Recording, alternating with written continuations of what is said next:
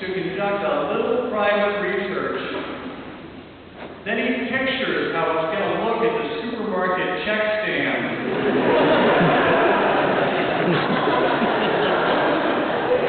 That lonely carrot and the petroleum jelly rolling down the conveyor belt for the grocery store cashier.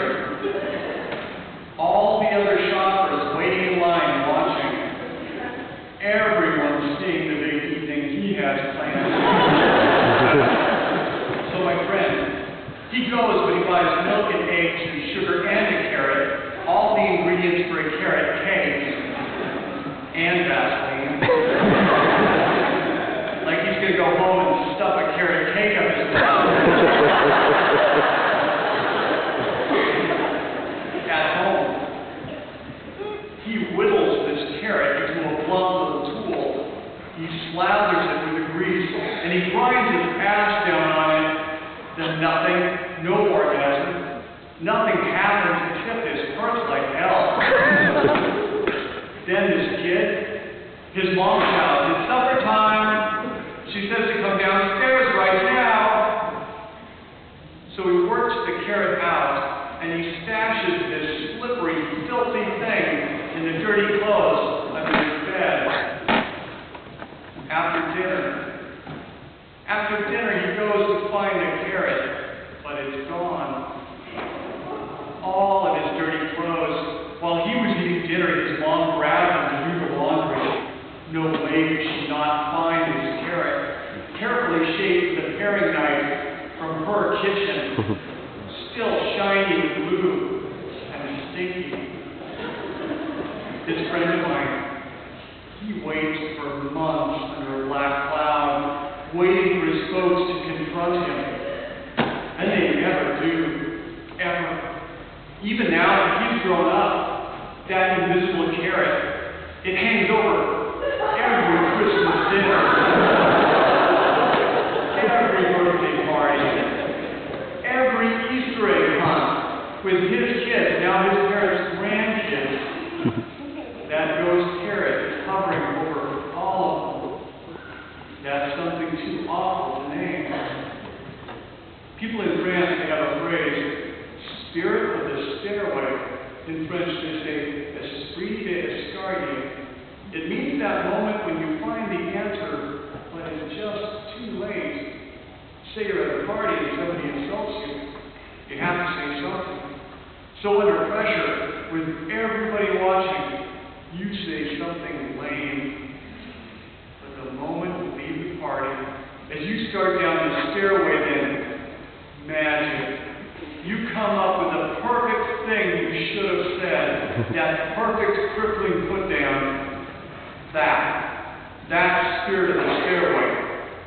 The trouble is, even the French don't have a phrase for the stupid things you actually do say under pressure. Those stupid, desperate things you actually think or do. Some deeds are too low to even get a name, too low to ever get talked about. Looking back, kid psych experts, school counselors, they now say that most of the last peak in teen suicide was just kids trying to choke while they beat off. Their folks would find them. A towel twisted around the kid's neck, the towel tied to the rod in their bedroom closet, their kid dead sperm everywhere. Of course, their folks cleaned up. They put some pants on their kid, they made it look better. Intentional, at least. Just the regular, sad kind of teen suicide. Another friend of mine, a kid from school, his older brother in the Navy said how guys in the Middle East, they jack off different than we do over here. This brother was stationed in some camel country where the public market sells what could be fancy leather openers. Each fancy tool is just a thin rod of polished brass or silver, maybe as long as your hand, but with a big tip at one end. Either a big metal ball or the kind of fancy carved handle that you see on a sword. This Navy brother, he says how Arab guys, they get their dick hard and then they insert this metal rod inside the whole length of their boner. They jack off with the rod inside, and it makes getting off so much better, more intense. It's this big brother who travels around the world sniffing back French phrases, Russian phrases, helpful jack-off tips. It's after this, the little brother, one day he doesn't show up at school.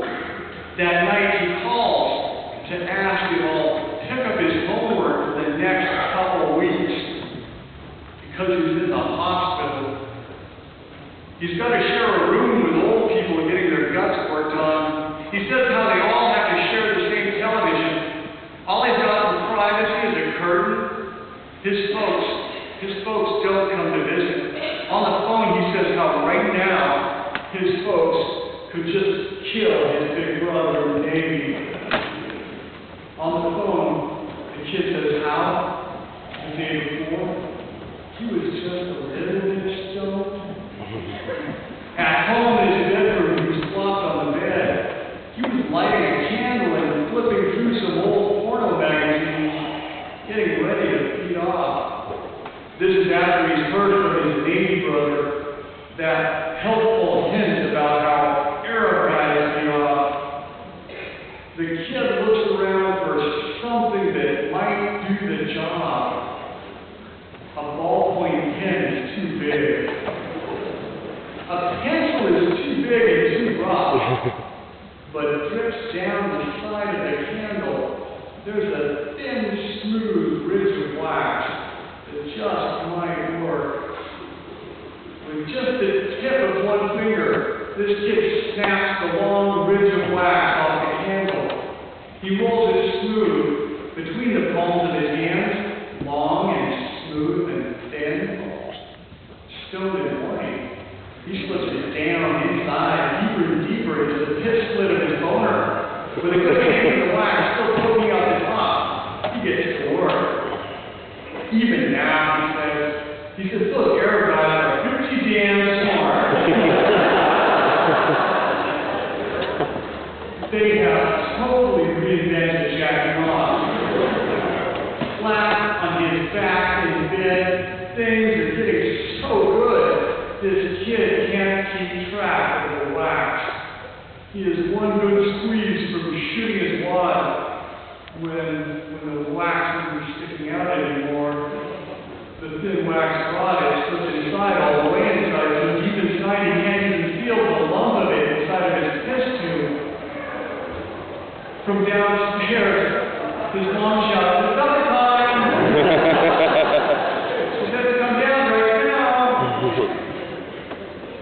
This wax kid and the carrot kid, they are different people, but we all live pretty much the same life. It's after dinner when the kid's guts start